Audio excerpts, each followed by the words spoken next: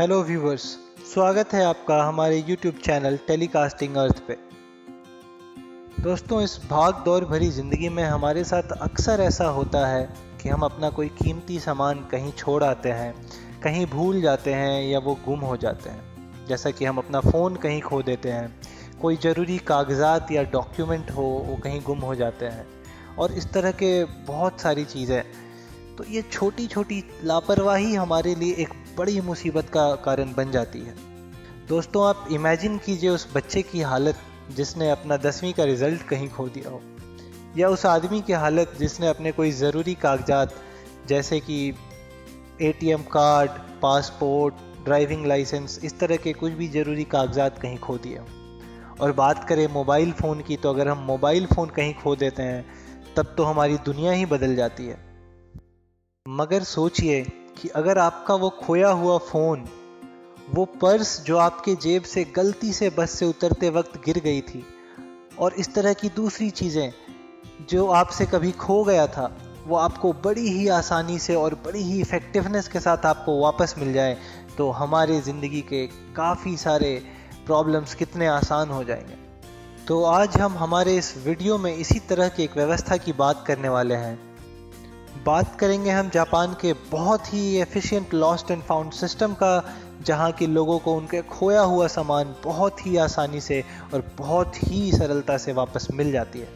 तो आज इस वीडियो में हम देखेंगे कि कैसे ये लॉस्ट एंड फाउंड का सिस्टम जापान में काम करता है, कैसे जापान के लोग इसमें अपना कंट्रीब्यूशन देकर इसको सफल बनाते हैं, जिससे जापान के लोगों ज़िंदगी में यह खोने और पाने का समस्या का आसानी से हल हो जाता है। तो बने रहिए हमारे साथ इस वीडियो में अंत तक। दोस्तों, अकेले राजधानी टोक्यो में प्रतिदिन लगभग 70,000 ऐसे मामले सामने आते हैं जिनमें लोगों को उनको खोया और पाया हुआ सामान उसी दिन बहुत ही सरलता से वापस मिल जाता है। अगर आप जापान में अपना फ़ोन कहीं खो देते हैं और या कहीं भूल जाते हैं, तो इस बात की लगभग 90% संभावना है कि वह फ़ोन आपको ज़रूर ही वापस मिल जाएगा। इसी तरह बात अगर हम करें डॉक्यूमेंट्स की, तो दोस्तों डॉक्यूमेंट्स के मामले में भी कार्ड्स वगैरह और इस तरह की दूसरी चीज़ें, साइकिल हो गया और काफ़ी चीज़ें, ये भी 90% संभावना है कि आपको वापस मिल जाएंगे। दोस्तों, इसमें एक रोचक तथ्य यह है कि वह चीज़ जिसके मिलने की संभावना सबसे कम है खोने के बाद, वह जापान में है छाता। जी हाँ दोस्तों, अगर आप जापान में अपना छाता कहीं खो देते हैं तो मात्र 10% संभावना है कि वह छाता आपको वापस मिल पाएगा। क्या आप कमेंट बॉक्स में मुझे बता सकते हैं कि इसका कारण क्या हो सकता है कि लोगों को उनका कीमती मोबाइल फ़ोन, कीमती पर्स और सारी चीज़ें वापस तो मिल जाती हैं, मगर उनका खोया हुआ वह छाता वो उन्हें वापस नहीं मिलता? क्या जापान के लोग दूसरों के छाता रखने के बहुत शौकीन होते हैं? ये आप मुझे कमेंट बॉक्स में ज़रूर बताइएगा।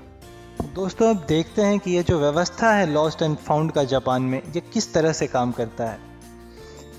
पुलिस का एक विभाग है जापान में जिसे कोबान के नाम से जाना जाता है, और यही विभाग इस तरह के सभी मामलों को देखती है। तो मान लीजिए कि आपने अपना फ़ोन कहीं खो दिया है और उसे किसी और व्यक्ति को मिलता है, तो वह व्यक्ति बहुत ही ईमानदारी के साथ उस फ़ोन को ले जाकर कोबान में रिपोर्ट करेगा कि इस फ़ोन को इस पते पे इस तारीख को पाया गया है। और आप क्या करेंगे दूसरी तरफ कि आप भी कोबान में जाकर अपना रिपोर्ट दर्ज करवाएंगे कि आपका यह वस्तु था और आपने इस जगह पे इसे खो दिया है। फिर कोबान के अधिकारी इन दोनों रिकॉर्ड्स की मैचिंग करेंगे, वो इन्वेस्टिगेट करेंगे, और अगर आप प्रूव कर पाते हैं कि आप ही उस चीज़ के ओरिजिनल ओनर हैं, तो उसी दिन वो आपको बहुत ही ईजिली वापस मिल जाएगा।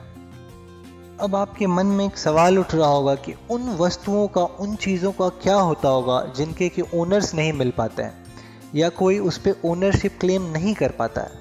तो दोस्तों, इसका मैं आपको बताना चाहूँगा कि कोबान के अधिकारी उस सामान को लगभग 3 महीने तक अपने वेयर हाउस में सुरक्षित रखते हैं, और 3 महीने तक उसे वेयर हाउस में रखने के बाद अगर कोई भी ओनर सामने नहीं आता है उस पर अपना क्लेम साबित करने के लिए, तो जिस व्यक्ति ने उस सामान को ढूंढा था, चाहे वह जो भी सामान हो, उस व्यक्ति का यह अधिकार है कि वह उस सामान पर अपना ओनरशिप क्लेम कर सकता है और उसे ले जा सकता है। अब एक और सवाल इसमें उठता है कि अगर वह व्यक्ति उस सामान को नहीं लेना चाहता है तो उस सामान का क्या होता होगा।